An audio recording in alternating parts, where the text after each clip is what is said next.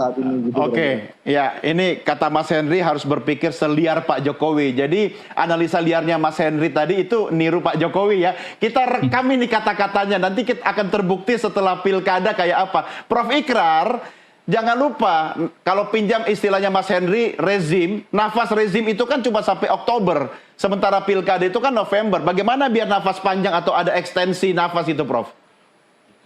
Ya, saya agak berbeda ya dengan Bung Henry ya. Karena buat saya tanda-tanda apa namanya itu bulan madu antara Jokowi dengan Prabowo itu udah udah terlihat agak apa namanya itu kentara lah. Oke. Ya, maksud saya udah akan berakhir lah begitu. Amin, amin, Prof, amin. Ada beberapa kalimat yang saya juga udah pernah katakan di Kenapa yang Nusantara mengamini TV, Mas Henry ya, ya, bukan Bang Masinton ya? Jadi pertama misalnya Prabowo kan bilang bahwa kita itu apa namanya itu di dalam pemilu bukan cuma ingin mendapatkan kekuasaan, kekuasaan baik untuk diri, untuk partai, untuk keluarga atau untuk kroni ya, tapi untuk rakyat gitu kan. Di situ aja dia udah mulai menyindir-nyindir gitu kan, bahwa kekuasaan itu bukan untuk dinasti dan sebagainya gitu. Dan kemudian kalau Anda lihat juga ya, Jokowi itu di dalam pemilu presiden kemarin itu hampir-hampir nggak ada pengaruhnya di dalam di Jakarta khususnya ya, karena kan Anda lihat antara Anies dengan Prabowo ya, jadi Anies Muhaimin dengan Prabowo Gibran itu kan selisihnya cuma bisa dihitung dengan matematik yang boleh dikatakan nggak sampai ratusan ribu atau bahkan mungkin nggak sampai ribuan begitu kan selisihnya loh ya. Betul. Jadi itu ya, dan apalagi kalau nanti Jokowi sudah lenyap dari kekuasaan 20 Oktober itu tentunya dia juga tidak bisa lagi mempengaruhi Partai Golkar ataupun Gerindra ya. Apalagi kita tahu juga ya, Gerindra tentunya juga ingin independen lah, atau Prabowo juga ingin independen lah. Dan kalau tadi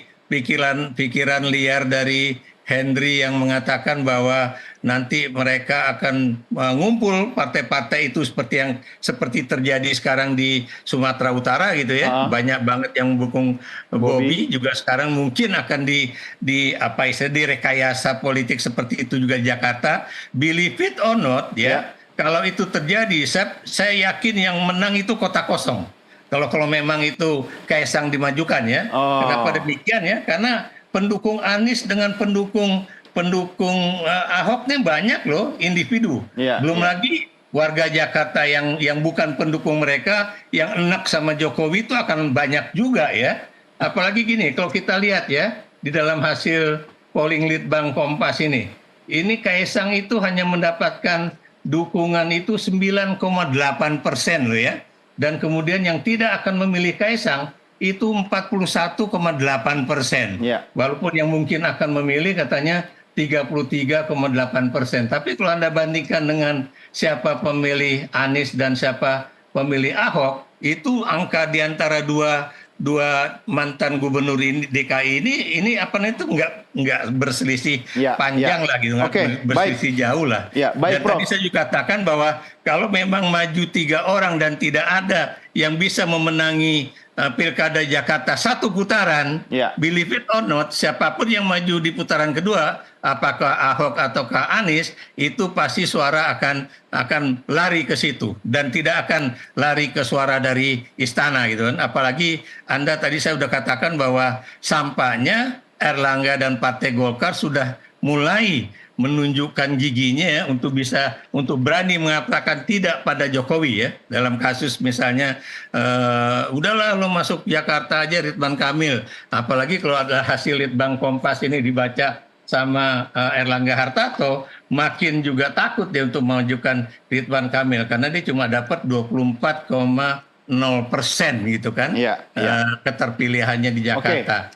Jadi itu yang saya katakan bahwa coba aja majukan seperti kasus di Surakarta tahun 2019 yang lalu ya, ketika Gibran maju sebagai calon wali kota ya. Anda tahu tidak ada satupun partai politik yang mengajukan calon lain menantang Gibran. Kenapa demikian? Karena mereka tahu persis Gibran pasti akan menang. Makanya kemudian dibuatlah calon apa namanya itu, calon yang boleh dikatakan boneka lah begitu. Ya, tapi kalau di Jakarta nggak mungkin ya, Prof. calon boneka, nggak akan laku. Dimajukan Kaisang, saya yakin nggak laku juga. yang saya pinjam kata-kata Prof tadi adalah bulan madu akan